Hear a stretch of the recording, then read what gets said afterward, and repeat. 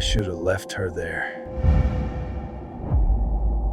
Blackness stretches without shape or boundary. The sound of wind moves through it, dry and restless, scraping across unseen land. A distant gunshot cracks through the silence, echoing once before fading into nothing. Then there is breathing, uneven, controlled, but close to breaking. A man's voice, low and rough, slips through the darkness. He says he should have left her there. The desert reveals itself slowly, as if emerging from the heat. The horizon bends under a pale sky drained of color. The ground is cracked, dry, endless. A single horse moves across it, slow and burdened, each step sinking slightly into loose dust. On its back sits a man rigid and composed, despite the exhaustion written into every line of his posture. His coat is long and worn, edges frayed, shifting slightly with the wind. His face is shadowed beneath the brim of his hat, but his stillness carries a quiet intensity.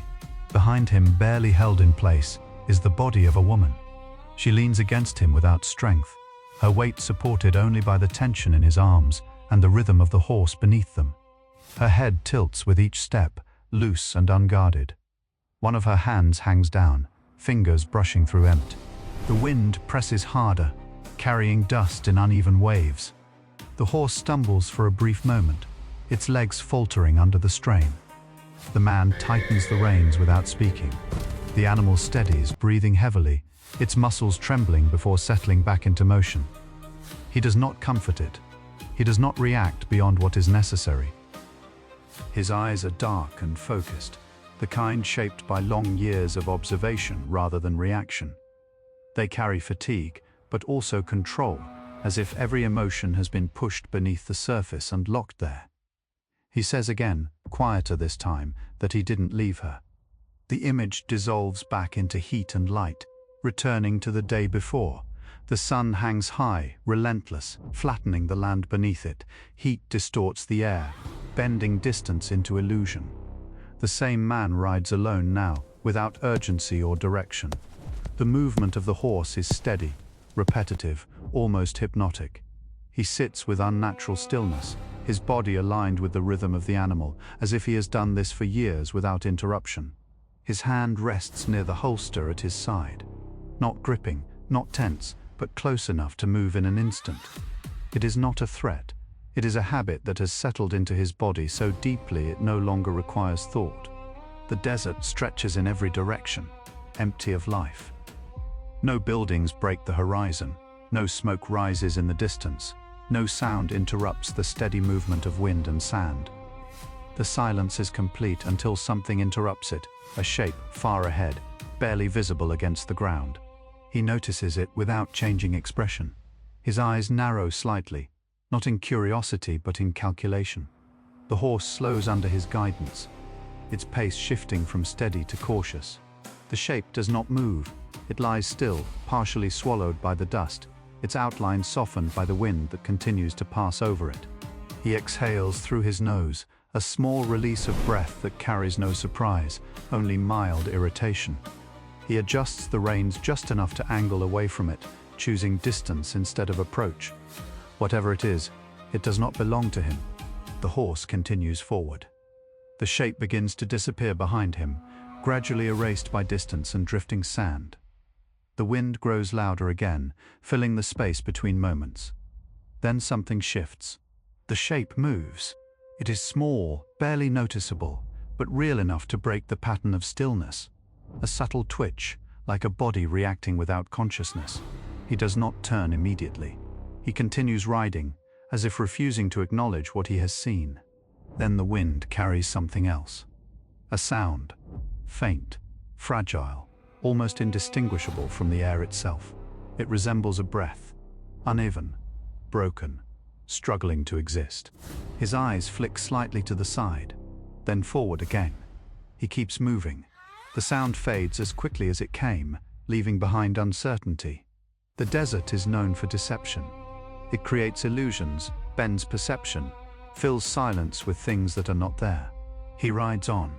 The distance between him and the shape increases. The wind smooths the ground behind him, erasing tracks, erasing presence. He allows the rhythm of the horse to take over again, returning to the quiet routine of movement. Then he stops. Not abruptly, not dramatically, but with a quiet finality. The horse shifts beneath him, confused by the sudden halt. He closes his eyes for a brief moment, as if weighing something unseen. When he opens them again, the decision has already been made. He turns the horse back. The movement is slow at first, controlled, then steady as he retraces the path he just left behind. The shape grows clearer again as he approaches, emerging from the dust that had begun to claim it. He dismounts before the horse fully stops, boots pressing into the ground with a dull, heavy sound.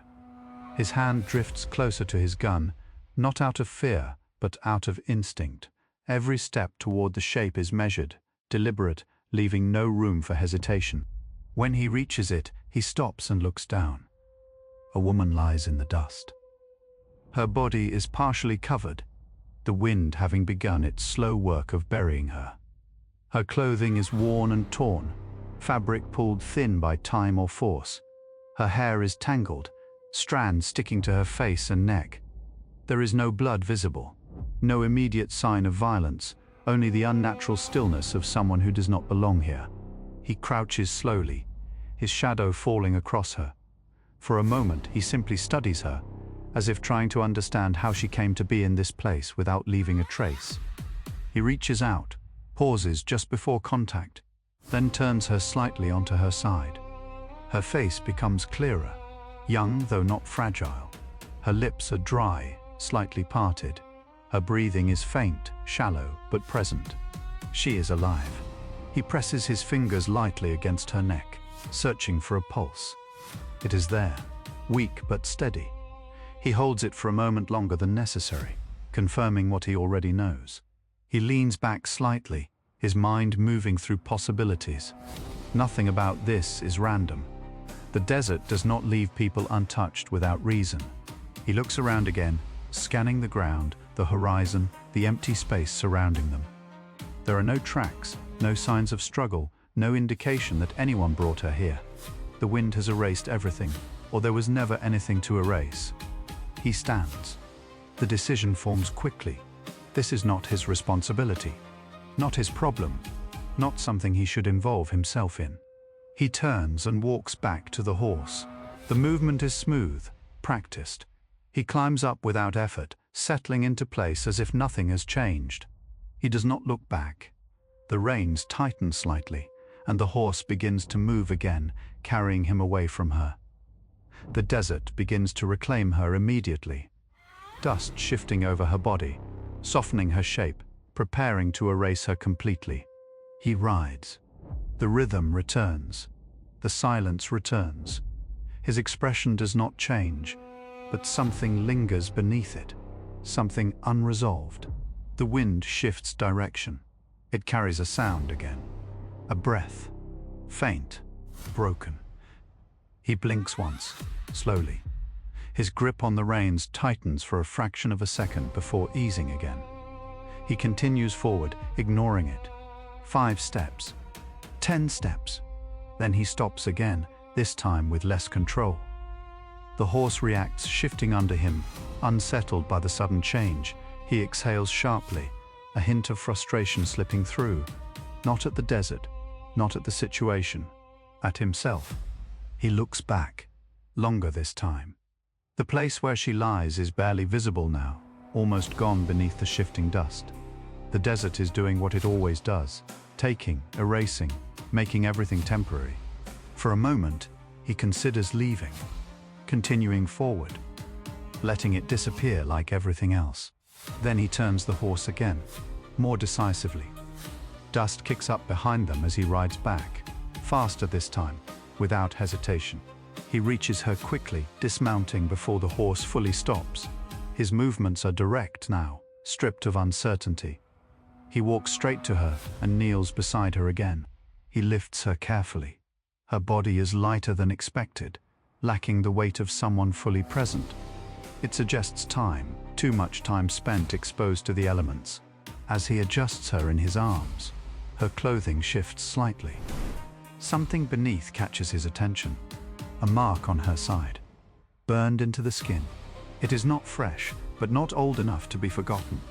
The shape is deliberate, precise, something that was placed there with intent. He freezes. His eyes lock onto it.